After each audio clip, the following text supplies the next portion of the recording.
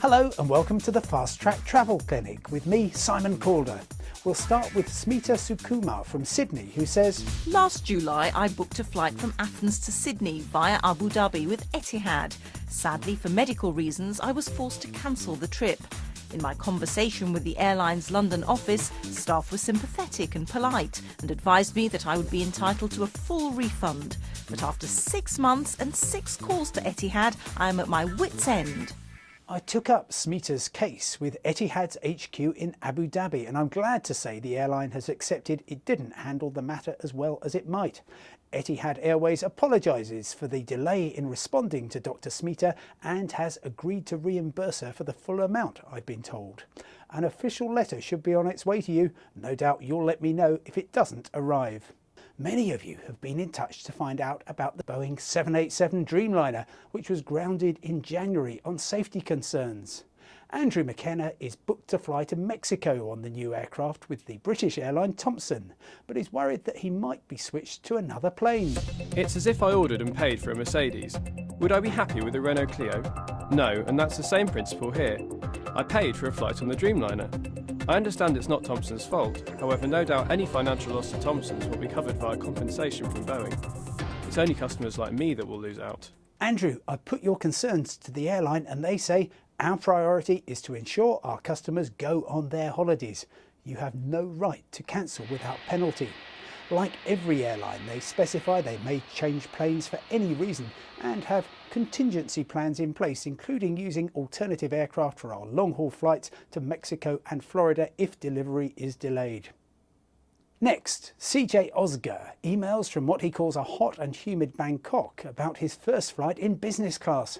He bought a round trip on Kenya Airways from Nairobi for nearly $2,200. But then his plans changed. I wanted a refund on the return portion of my ticket.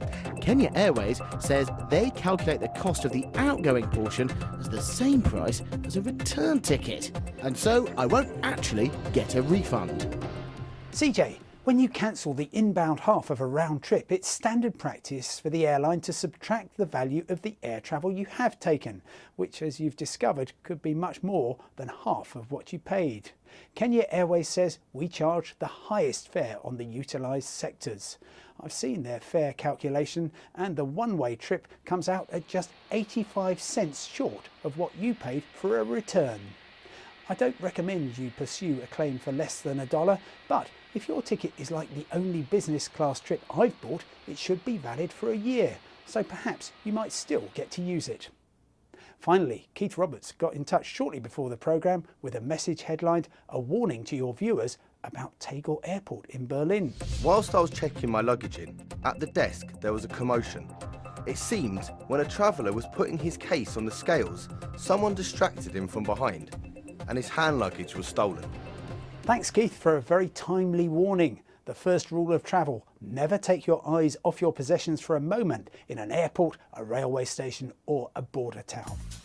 That's all we've got time for in this session at the Fast Track Travel Clinic, but whether you're seeking a business class flight or a bargain basement bed, just email fasttrack@bbc.com and I'll do my very best to find you an answer.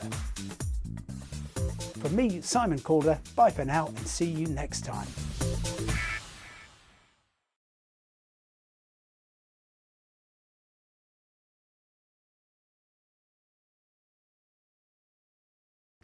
Later, on the Fast Track Travel Clinic, you book a round-trip ticket but can only fly the first leg. How much of a refund can you expect? A clue, it's a round number.